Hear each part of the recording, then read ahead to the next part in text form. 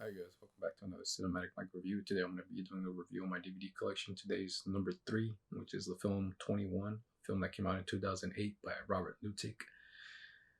The film's about these MIT students who learn how to count cards or know how to count cards, and there's a teacher that ends up recruiting them to create a team so that they can go take down casinos in Vegas and make a lot of money together. At the same time, they're risking themselves because I don't believe it's something that's legal, and they're gonna piss off a lot of people that aren't gonna be happy that they're trying to take down the casinos and give them an excuse to kick the crap out of them. Which Lauren Fishburne is pretty scary. He's one of the securities in one of the casinos that's watching over this situation going on. When I saw the film today, I didn't realize that it had flaws. Like I didn't realize those flaws when I went to go watch the movie in theaters, and I didn't realize it when I bought the film. But now I realize the flaws, and I think some of the flaws have to do with the script.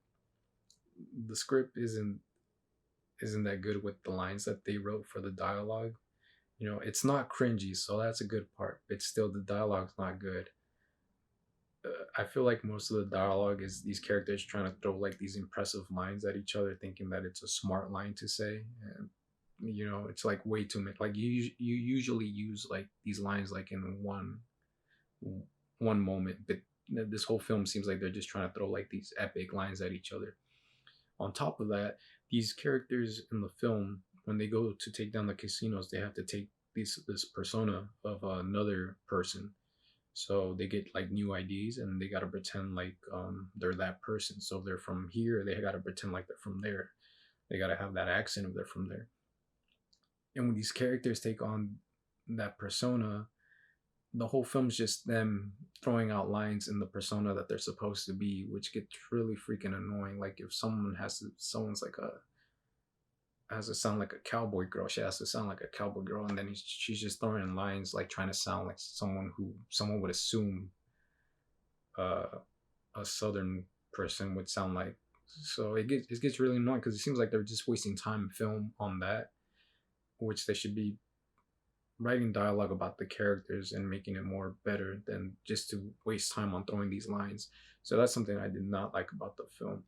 Yeah, another thing that I didn't like about the film is there's characters that feel like they're not even needed. I believe the actor Aaron Yo, he's just here as like a background. Like I don't know why he's even by the end of the film. I looked at him and I'm like, man, that guy could have been cut off. That character could have been cut off. There's nothing that he does in the film. He doesn't do anything in the film.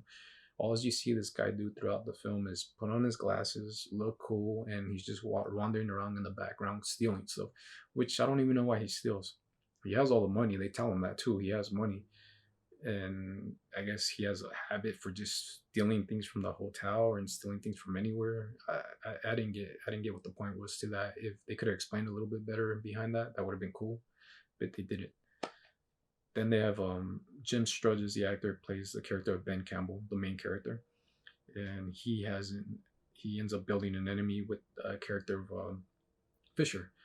Right away when you see kind of Fisher, you kind of can tell this is going to be the asshole guy that's going to give him a lot of shit, and it does happen. But I don't. I've seen movies where they actually built that up really well, and here it just seems like he's just there to play that part, And I'm like, why couldn't you guys build up more on the characters instead of building these lines that are you guys just think sound epic and throwing at each other? I feel like that would have been a better way. If you would have took more time to build the characters, it would have been better. If I would have got to know a little bit more background about Fisher's story, that would have been cool. If I would have got to know about the guy that Ben replaces, that would have been cool. If I would have got to know why Aaron Yo's character ends up stealing, that would have been cool.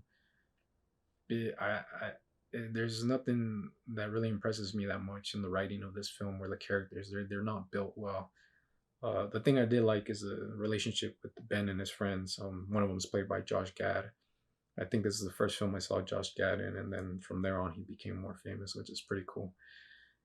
I like that situation with him kind of like leaving his friends behind and then kind of just being these nerds, and him like just forgetting all about that and now seeing the money side of it.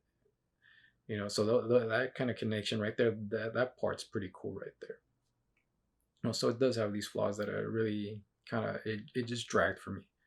By the time I think Ben gets caught by Lawrence Fishburne, it wasn't even like, oh my god, he got caught. Like, it was just like, man, I just realized how much flaws this film has.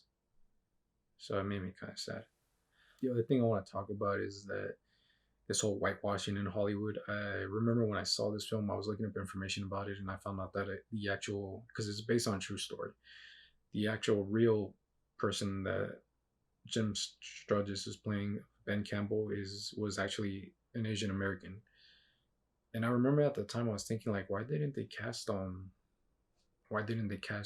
Asian actor for the part if that's who the real person was?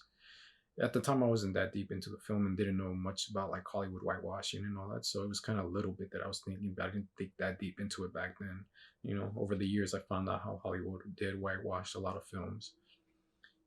At least we're kind of getting people that are vocal about it now. Maybe at least it'll slightly change a little bit more now and then bigger. But that was another thing that I thought about. I was thinking about like the whitewashing of the film, and then I'm like, why? Maybe it would have been better if you would have gotten Asian American cast to do the parts, and maybe it would have been better if you guys actually really talked to the real person that went through this. Because I feel like the film kind of just went in the Hollywood direction where they're like, oh, we're gonna take that little concept and then we're gonna do our own thing with it. I don't feel like it went exactly through like what the real person went through exactly the same way. So I would rather I had that vision in my head of what if it was a Asian American cast and what if they talked to him, it would have been a better movie. You know, the concept of the film is good. I think the concept of the film is good. These MIT students recruited by a teacher and they go and take down casinos. That's good. I was because I also heard stories before about gambling and how it's an addiction, and I heard stories where these people actually get really addicted. They get into problems, and some of them actually end up taking their own life because they got into so much trouble with the addiction of playing cards way too much. The other thing I didn't like about the film is that I'm gonna be honest. I don't know cards. I don't play cards. I don't know any game of a card game. But I've seen films where they're like teaching you a sport or a game, and these films actually end up kind of teaching you in a way, and they kind of suck you into it where you feel like you're rooting for this character to win and all that. And I didn't feel that here, and I feel like it was wrong. I feel like maybe real people that play cards probably didn't even find that in here either. So I don't know if there's a good film out there that actually gets you hooked like that into the card game. If you guys do, please let me know.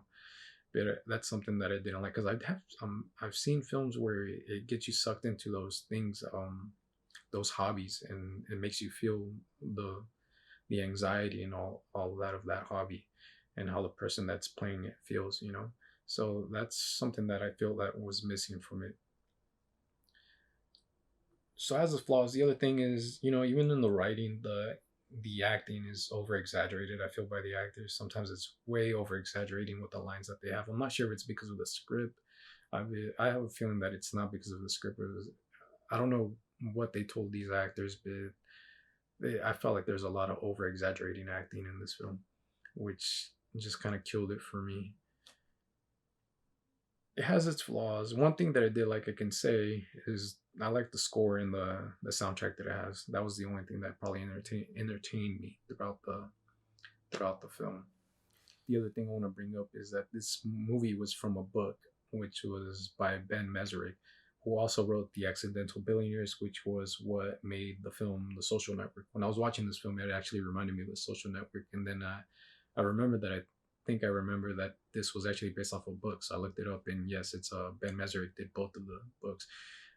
The difference in the film is that The Social Network to me is way better than this, and I wish that the creators of The Social Network would have worked on this one, and I feel like it would have been a good film. But sadly, they didn't. But we gotta be grateful that at least they went to The Social Network and they took care of that really well. So that's my review on 21. If you guys have anything to say about the film that you guys liked or didn't like, also, you guys can write it in the comments and I'll check it out. Other than that, that's my review on 21. So if you guys like the video, please like and subscribe, and thank you very much.